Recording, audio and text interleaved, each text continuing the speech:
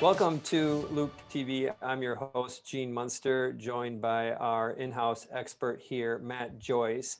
Matt is an independent Tesla analyst. I've talked to him and worked with him on Tesla for the past 5 years. He knows his stuff. And our topic today is related to Tesla's earnings, which they're going to report on Wednesday after the market close. So it's coming up in a hurry here.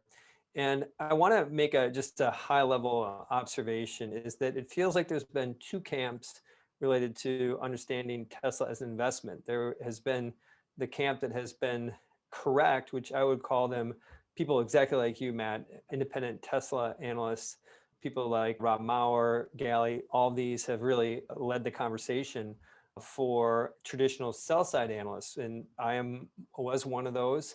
I know how hard of a job it is, but I have seen this great role that people like you have played in educating the sell side. And I think it's having an impact. And I think what we're starting to see is some better alignment in the sense that the sell side analysts are doing more of their work and better understanding Tesla. So just from a very high level, I think I want to point that out, give credit to both sides for coming to some alignment. That takes some of the big swings out of the trading of the stock in the near term, given there's a little bit better alignment. So I want to put a pause there. And this is going to be a Loup TV episode, which I like to say you get your cake and ice cream too. And we'll start with the cake piece.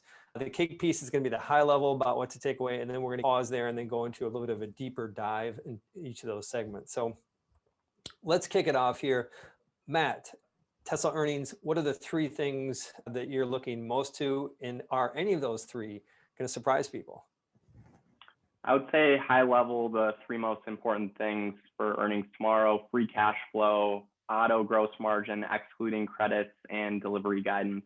Like you said, Wall Street analysts have been off until now, but recently they've gotten this story a lot better. And I think going forward, there's going to be a lot less misses and a lot fewer swings as far as being way off on earnings numbers.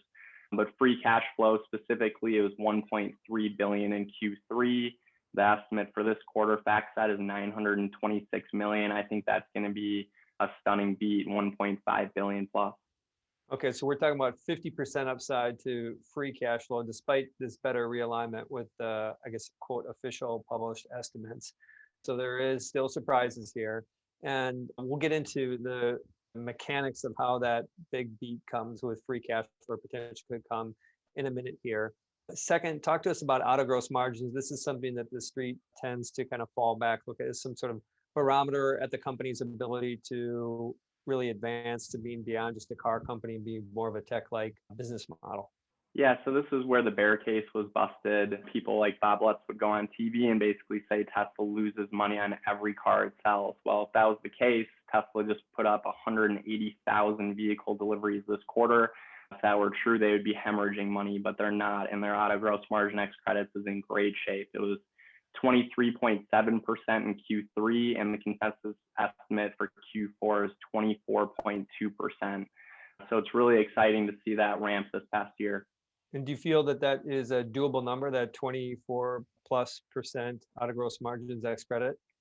Yeah, I think it'll be in line, slight improvement as expected. You know, you've got Shanghai Model 3s ramping, but they cut the prices by 15%. Cut Model S price by 5%, but raised FSD software prices from 8 to 10,000. And then Model Y is a big wild card. We don't know the delivery volume or the gross margin percentage ramp history, but at scale, it should cost the same as the Model 3, and they'll be able to charge roughly $4,000 more for it. So continue to see an improvement in auto gross margins. That will be kind of this directional positive.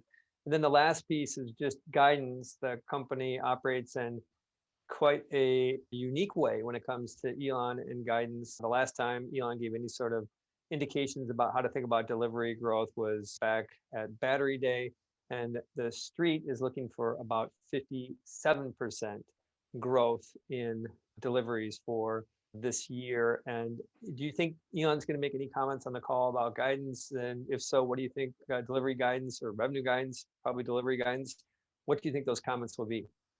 Yeah, so Elon said 40 to 50% compounded growth over the next 5 to 10 years, street expecting 57% growth. I'm expecting around 70% growth this year, just with that Model Y ramp and then Gigafactories coming online to about 850,000 deliveries in 2020. I think Elon has been under promising and over delivering lately, so I expect the same. And you got an easier comp too with the factory getting shut down for, what was it, 45 Exactly. days? Yeah, and that's why I expect a beat on whatever gets put out there.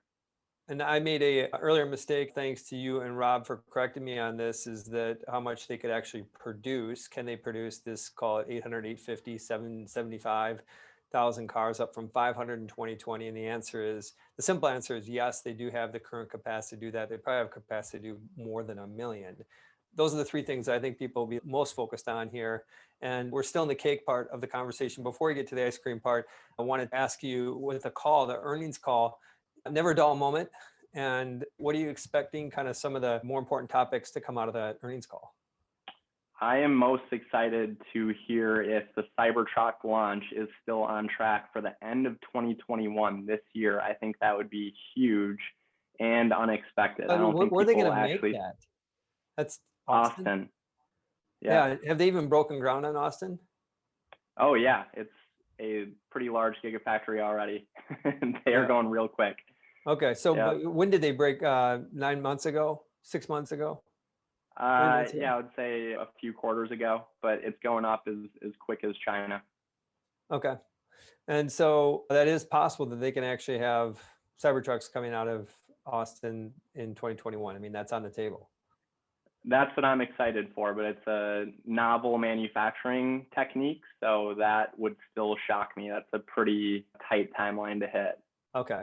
So and it's on the I would table, just be pumped to see those things on the road. So that would excite me. And I know you want one too. You want one in your garage. I do. One fit in my garage, but when the time is right, that is going to be my next vehicle. And I'm excited to see them out there too. But just so I'm clear on where you're standing here, is that they've had that expectation out there, but you would say that that is a long shot that they'll actually do Cybertruck in 2021. I'm hopeful and optimistic, but I would say unlikely, probably early 2022. Okay. I mean, whether it's late 2021, early 2022, I guess it's really in the big picture. It's not much of a difference. Anything else that you're going to be listening for? Yeah, so Tesla Energy and Solar Roof updates, I think, are really interesting. We forget about that business. Yeah, 7% or so of revenue, the forgotten sibling to the auto business. Yep, so Powerwall prices increased again lately in Q1, so that's a bullish demand signal. You've got home battery pack incentives as a tailwind. And then what's really interesting, if you go on Tesla.com right now, the front page is not a vehicle, it's solar. And that shows the importance that Tesla sees this segment as. And I think it's kind of hitting that catalyst point right now. The Solar Roof is in its third version, its third iteration, and ramping quickly, although off a very small base. So I'm really excited about Solar Roof updates. How about the Biden administration, any sort of incentives, whether it's for Solar Roof or battery packs or cars? And my guess is that will be a topic on the call. How do you think that that's going to play out? Yeah, so I've been reading that they want to electrify the entire federal government fleet. So that would be high hundreds of thousands of vehicles. So that would be a big tailwind, and then a lot of incentives for charging infrastructure. But by the way, the government's not going to buy Teslas, are they? They want to electrify the fleet. They haven't said what brand they would like to buy, but it feels a little off-brand. Buying electric. I mean, it's all about the economics, and you see a lot of police stations, comparing their Dodge Chargers versus the Tesla vehicles. That's going to be a great test. Just win.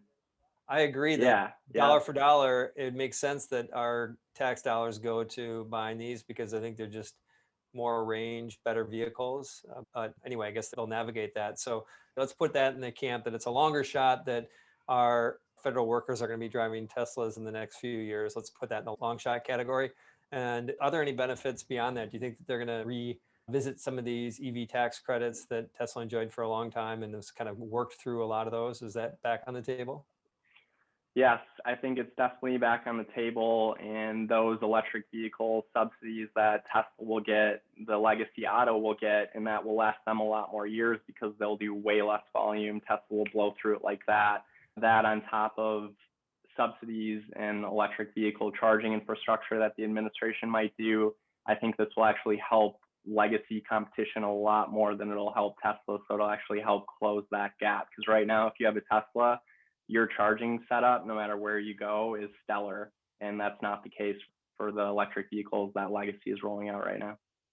That's a important point I want to emphasize here is that this big spending, the big stimulus essentially that the Biden administration is expected to have around EVs and renewables can have more significant positive impact on traditional auto because Tesla's been so far ahead on the charging network. Just wanted to reiterate that point.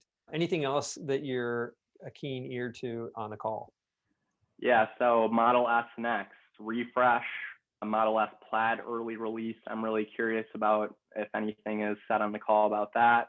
The Model S and X production lines were shut down for 18 days starting on Christmas Eve. So that got the rumor mill going that this refresh that we've been waiting for over a year now is finally happening. So still got to be skeptical, but the pieces are lining up and it's been long awaited. So I'm really hoping take for the more skeptical approach on that. Let's say that there's not a refresh.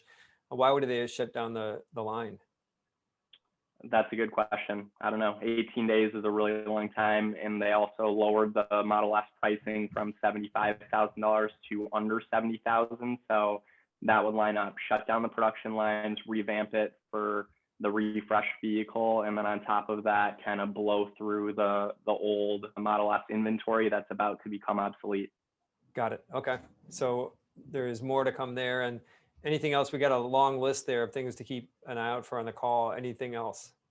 Yeah, just comments on full self-driving beta program, how successful they think that's been, if they have any data to go along with it, and the improvement, and then just the level 5 autonomy timeline. So, Elon has predicted that you'll have robo-taxis this year. So does he still think that's going to be the case? Do they need Dojo? Do they need these 8-camera, full 360-degree video platform in order to make it happen? I'm excited to hear Elon's comments there. And as always, he's very aggressive, but lately he's been kind of tapering back expectations. So really curious to see what he says. We're keeping a close eye on that. The robotaxi, Tesla, and FSD, when that gets to its full maturity and done a lot of work in this space, I'll hold that commentary for now.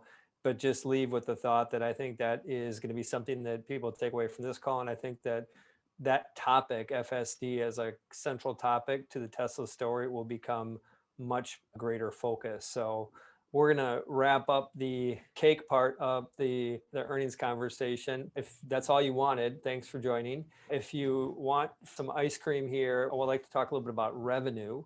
And you've talked about this being kind of an important factor. Usually I don't think about revenue. I think about deliveries and think about those other things that we already talked about. Mm-hmm. Why should we be caring about revenue? I think I know the answer to this, but it was something important for us to focus on. Why? Yeah, so the FactSet consensus for this quarter is 10.5 billion for Q4. That's year-over-year revenue growth. That'll come in at around over 40%. This, in my opinion, is the most important thing to watch over the next decade. So friends, family, anyone who gets my opinion on investing in Tesla after the valuation has skyrocketed, I just tell them, ignore everything else, ignore profit. Kind of like the Amazon strategy, Tesla has a lever. They can pull it down towards profit or up towards growth. They're going to pull it up towards growth, and they're going to optimize the growth as much as possible, which not only do you get market share, but you also achieve that mission to transition the world to sustainable energy as quickly as possible. So jack up the growth, lower the pricing as much as possible, increase that total addressable market until they hit that real tipping point where internal combustion engine cars are basically done for from a value proposition perspective. So yeah, revenue is what I think people should look at over the next decade. And I think the compounding, 40 to 50% growth, they could hit $1 trillion in 2030. To put that in perspective, Apple put up 275 billion in 2020. Big numbers there. And I think there is, just for my own credibility, I think I do need to make a slight clarification here. Revenue growth is really important. That is fundamental to any company. It has been less of a focus on the Tesla story. And I think as we talk about this becoming a bigger focus, it's the right thing. for this company to ultimately justify its current valuation or valuation much higher, we need to have revenue growth. Absolutely agree with you. And the good, helpful roadmap there to that $1 trillion in revenue. It's a big market that they're going after. Auto alone is $2 trillion per year. Compare that to the smartphone market at about 500 billion a year. There's robotaxi and there are things on top of that. So that's revenue. Yeah. Let's go to operating. Anything on gross margins that would be worth framing in? Operating profit, gross margins. Yeah, so operating leverage Q2 was at 5.4%. That went up to 9.2% in Q3 and should increase to roughly 12% for Q4. So just in 2 quarters going from 5% to 12%, you can just see the leverage that they're getting at scale, and that this really is electric vehicles done right are a very sustainable business that will start printing money. You know, you've got the biggest wild card, like I said, is Model Y gross margin. The consensus will come in line. Like I said, Wall Street analysts have been way off, but recently it's kind of hard to miss too badly. And then with free cash flow, so the 1.4 billion in Q3, Q4 they produced and delivered about 180,000 vehicles. So in line there, same amount produced as delivered. In Q3, they produced 5,000 more vehicles than they delivered. So that's actually a headwind. So they're getting rid of that 5,000 vehicle headwind, and they still put up 1.4 billion in free cash flow in Q3. Now, the one thing to note there is Kirkhorn did say that roughly 600 million of that was working capital improvement. So that's kind of a wild card that is hard to predict. I don't know if that's going to continue to improve or if they'll actually beef up that working capital and be a headwind. But Tesla gets paid for the vehicle before paying their parts suppliers, and therefore Tesla's cash position improves as it grows. And they just scaled from 140 to 180,000 vehicles. So that FactSet consensus being 926 million when they put up 1.3 billion last quarter, I think it's going to be a significant beat pending that working capital equation. So And I'm also I guess not pop sure quiz how here. much. Pop quiz. I should know to the penny this. I don't. Cash position, rough cash position on Tesla exiting September. Yeah, so I think Q3 the cash position ended at 14.5 billion. So 14. this would, Okay. yeah. And they're going to be spending money And on this, building factories, and so you almost need that upside to free cash flow and that working capital advancement to keep things going. And one more point, so free cash flow is typically under the microscope given the liquidity story of if Tesla is going to go bankrupt or not. But now that story is gone, and now their balance sheet is stellar, especially compared to legacy auto. So I'm not really sure how much the street will care about free cash flow beating with that monster balance sheet. Got it. Makes a ton of sense. We covered kind of gap income through some of the other operating leverage targets that we just discussed. Anything else that we should frame in the detailed section? Yeah, so gap net income, the street consensus is positive 842 million. This is the most difficult thing to predict. You've got wild cards due to regulatory credits and stock-based compensation, including Elon's tranches that have been triggered recently from hitting these sky-high milestones immediately. So, you know, regulatory credits and stock-based compensation, both of which were around $400 million a piece in Q3. So any swing there will have a large quarterly impact. Yeah. Don't forget about, that's going to be a big one. I suspect that a lot of investors will back that out. And anything more, Matt? Did we cover our bases? I think we got it. I can tell you this, I'm ready for tomorrow, thanks to you. And on behalf of Matt Joyce and Gene and Loup TV, and bye for now, but it won't be long. We'll be back right after the Tesla report to give you our take then. See you then.